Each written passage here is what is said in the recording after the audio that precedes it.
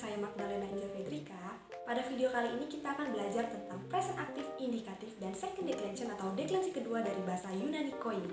Jangan lupa untuk nonton video ini sampai habis ya. Jadi sebelum kita masuk pada materi pembahasan kita pada video kali ini yaitu present active indikatif dan second declension atau deklensi kedua dari bahasa Yunani Koine, maka sebelumnya kita harus mengetahui beberapa langkah dasar yang harus kita pahami, yaitu kita harus memahami abjad Yunani dalam bahasa Yunani Koine. Abjad Yunani Koine berbeda dengan abjad dalam bahasa Inggris dan bahasa Indonesia ya teman-teman. Abjad dalam bahasa Inggris dan bahasa Indonesia memiliki 26 huruf, sedangkan dalam bahasa Yunani Koine abjadnya hanya memiliki 24 huruf. Untuk lebih lanjutnya berikut ini adalah abjad Yunani Koine. Jadi seperti yang sudah tampak pada layar teman-teman sekarang ini merupakan abjad dari bahasa Yunani Koine yang terdiri dari 24 huruf. Apa saja itu? Yang pertama teman-teman bisa lihat pada kolom sebelah kiri ini merupakan abjad dalam bahasa Yunani. Sedangkan di kolom sebelah kanan itu merupakan transliterasinya ya teman-teman. Dan bisa teman-teman lihat pada bagian transliterasi terdapat dua transliterasi yang sama namun dengan abjad yang berbeda. Yang menjadi pembeda di sini adalah cara bacanya atau huruf vokalnya, di mana epsilon dibaca dengan huruf vokal pendek, sedangkan eta dibaca dengan huruf vokal panjang, sama seperti omikron maupun omega. Lalu ada sigma di sini. Sigma mempunyai 3 huruf, yaitu huruf besar, huruf kecil, dan huruf terakhir yang digunakan di akhir kalimat. Nah, ketika kita sudah mengenal atau mengetahui abjad Yunani ini, maka kita harus bisa mentransliterasinya serta membacanya. Setelah kita sudah bisa menguasai 3 hal dasar ini, barulah kita maju ke langkah selanjutnya. Oke baik teman-teman, jadi kita akan masuk pada pembahasan selanjutnya, yaitu materi tentang present active indikatif sebelum kita masuk kepada materi second declension. Nah, kita juga harus dapat menguasai present active indikatif atau kata kerja dalam bahasa Yunani Koine. Nah, di dalam kata kerja ini mengandung 5 unsur, yaitu tenses, lalu ada voice, yang ketiga mood, lalu yang keempat person, lalu yang kelima ada number. Unsur yang pertama adalah tenses. Tenses adalah unsur yang berhubungan dengan kata kerja. Nah, dalam unsur kata kerja ini menunjukkan hubungannya kegiatan atau dengan tindakan. Nah, ada 2 unsur di dalam kata kerja ini. Yang pertama, time of action dan kind of action. Time of action ini berbicara tentang past, present, dan future, yang artinya kegiatan atau tindakan yang dilakukan ini di masa lampau, masa kini, dan masa depan atau masa yang akan datang. Sedangkan kind of action berbicara tentang progressive, undefined, dan perfect action. Artinya jenis atau kegiatan atau tindakan yang dilakukan ini dilakukan secara terus-menerus atau tidak menentu dan disempurnakan teman-teman. Lalu unsur yang kedua ini adalah voice, yang berbicara tentang aktif, middle, dan pasif. Aktif artinya subjek melakukan kegiatan atau tindakan yang bersifat aktif. Middle artinya subjek melakukan kegiatan atau tindakan aktif yang dikerjakan untuk dirinya sendiri. Sedangkan pasif artinya subjek dikenai suatu kegiatan atau tindakan dari kata kerjanya. Lalu unsur yang ketiga adalah mood. Mood merupakan kegiatan atau tindakan yang dilakukan secara sungguh-sungguh atau bersifat potensial. Lalu yang unsur yang keempat adalah person. Person merupakan unsur kata kerja yang menunjukkan apakah subjek ini merupakan orang yang sedang berbicara atau orang pertama, lalu apakah subjek merupakan orang yang diajak bicara atau orang kedua, dan yang ketiga apakah subjek ini merupakan orang yang dibicarakan atau orang ketiga. Nah, unsur kata kerja yang terakhir atau yang kelima ini adalah number. Number merupakan unsur dari kata kerja yang menunjukkan apakah subjek ini merupakan bentuk tunggal atau singular dan apakah subjek ini merupakan bentuk jamak atau plural. Dalam bahasa Indonesia, untuk menandakan orang pertama tunggal, maka sebutannya adalah aku atau saya, dan dalam bahasa Inggris adalah I. Untuk orang keduanya disebut dengan you, dalam bahasa Indonesia adalah kamu atau anda. Dan orang ketiga yang menunjuk dia laki-laki, ataupun dia perempuan, ataupun menunjuk dia benda mati disebut dengan he, she, atau it. Sedangkan untuk bentuk number plural, orang pertama ini disebut dengan we, dalam bahasa Indonesia adalah kita atau kami, lalu orang keduanya adalah you atau kamu. Sama dengan orang kedua singular, namun penggunaannya berbeda dan harus kita melihat pada konteksnya ya teman-teman. Lalu orang ketiganya disebut dengan they, yang artinya mereka. Nah, berikut ini merupakan ciri khas atau karakteristik dari bentuk akhiran present active indikatif dalam bahasa Yunani Koine yang akan membantu teman-teman mengetahui apakah kata ini merupakan bentuk tunggal atau singular dan apakah kata ini merupakan bentuk jamak plural. Baik teman-teman, di sini sudah ada tabel yang menunjukkan karakteristik bentuk akhiran present active indikatif dalam bahasa Yunani Koine. Nah, yang seperti sudah tampak di layar teman-teman, ada dua kolom. Kolom sebelah kirinya adalah bentuk singularnya, sedangkan kolom sebelah kanan ada bentuk pluralnya ya teman-teman. Untuk menunjukkan orang pertama singular, bentuk akhirannya adalah O dalam bahasa Yunani Koine. Lalu untuk akhiran orang kedua singular itu adalah eis, orang ketiga adalah e. Sedangkan untuk orang pertama plural akhirannya adalah omen, orang keduanya adalah et, orang ketiganya adalah osi atau osina. Dalam bahasa Inggris, orang pertama singular itu adalah I, orang kedua singular itu adalah you, orang ketiga singular adalah he, she, atau it. Sedangkan untuk yang plural dalam bahasa Inggris, orang pertamanya adalah we, orang keduanya adalah you, orang ketiganya di sini adalah they. Setelah kita sudah mengetahui bentuk-bentuk akhiran dari present aktif indikatif, maka selanjutnya kita akan masuk pada contoh penggunaannya. Nah, di sini sudah ada contoh penggunaan akhiran dari present aktif indikatif, yang dimana di sini terdapat satu kata kerja yang memiliki 6 bentuk variasi yang dilihat dari akhirannya. Nah, kata kerja pokok yang akan kita gunakan sebagai contoh adalah dari kata kerja grapo.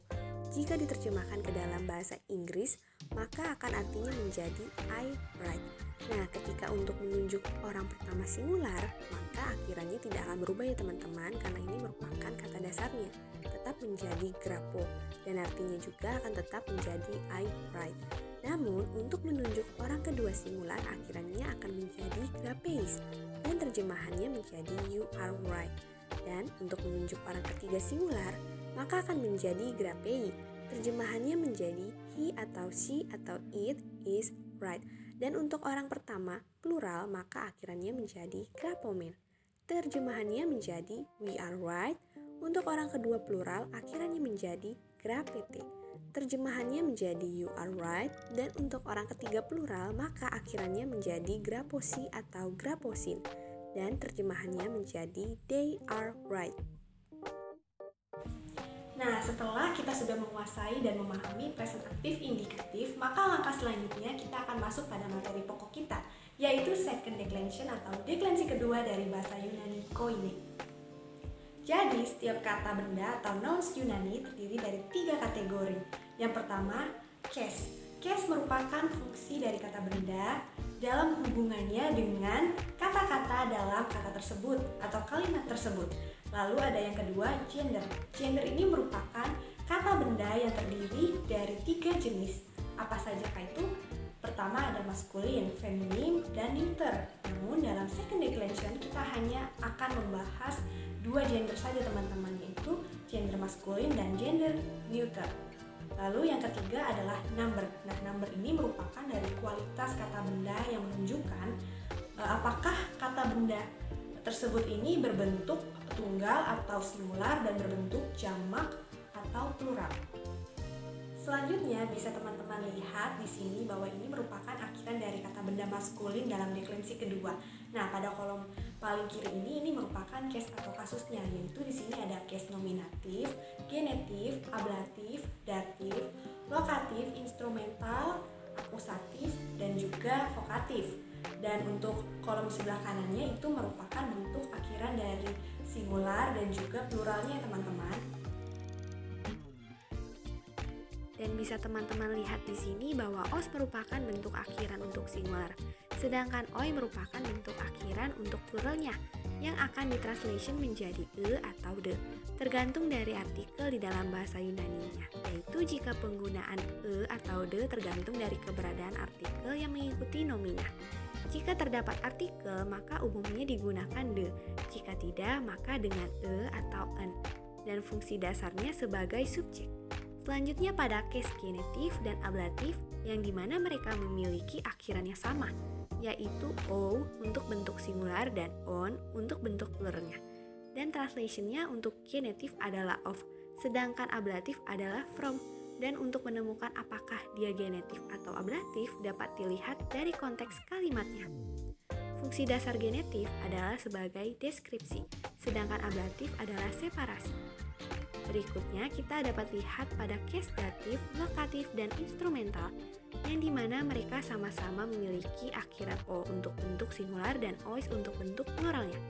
Untuk translation dative adalah to atau for dan fungsinya sebagai resepsi. Lokatif translationnya menjadi in serta fungsinya menunjukkan lokasi atau posisi. Dan instrumental ini translationnya menjadi with atau by yang berfungsi sebagai sarana atau alat. Nah, case selanjutnya adalah case akusatif, yang dimana case ini memiliki akhiran on untuk singularnya dan os untuk pluralnya. Dan translationnya adalah atau the, yang dimana fungsinya adalah sebagai objek langsung. Dan case yang terakhir adalah vokatif, yang akhirannya adalah untuk singular dan oi untuk pluralnya, dan translationnya menjadi o yang berfungsi sebagai seruan. Setelah kita sudah mempelajari bentuk akhiran dari gender maskulin, maka selanjutnya kita akan mempelajari bentuk akhiran dari gender neuternya.